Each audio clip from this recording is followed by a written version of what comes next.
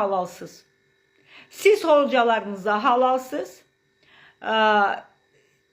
Yəni uşaqlara görün nə öyrədirlər. Ora qoyulan qızlara, uşaqlara. Uşaqlar başqa adlar qoyulur. Bəziləri məktəbə gedir, maşınla aparılır, gətirilir. Nə məqsəd daşıyır ki, həmin uşaqları məktəbə aparıb gətirirlər də belə, gizli-gizli.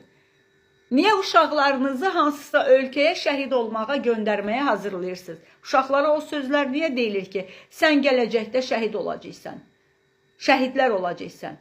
Hə, nə üçün olur? Məqsəd nədir? Deməli, burada nəsə var. Burada nəsə var, bu dəqiqə heç kimin heç kimə baxmağa imkanı yoxdur. Bir yığın uşağa ölkədə təhsildən yayındırılmış bir çox uşağa gizli şəkildə 6-cı sinifdən, 5-ci sinifdən, 4-cü sinifdən, hətta 3-cü sinifdən belə ora gedənlər var və orada qalırlar, mütəmadi olaraq qalırlar. Bunları hazırlayırlar. Burada o rəhbəri türk olan kimdirsə, naməlum şəxs, özləri dediyinə görə Qafqaz Müsəlmanları İdarəsidir. Amma bilirəm ki, rəhbəri türkdür, kimliyini bilmirəm. Bildiyim odur ki, uşaqlara gələcəkdə Peyğəmbərimizin yolu ilə gedib şəhid olmağı öyrədirlər. Niyə uşaqlara indidən belə bir şey öyrədilir? Hansısa qız uşağına gələcəkdə şəhid olmağı niyə öyrədir? Kamikadze hazırlayırlar.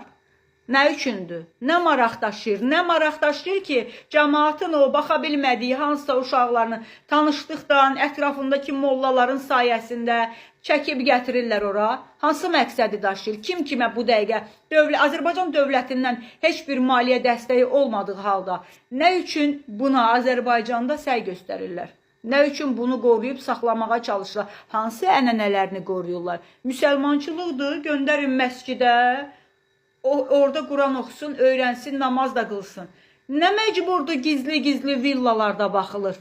Nə məcburdur gizli-gizli kurslarda baxılır? İçinə daxilinə girmişsiniz, orada nələr baş verir? Mən girmişəm. Mən rayonların birində onların daxilinə girmişəm və orada yaxşı şeylər olmadığını görmüşəm.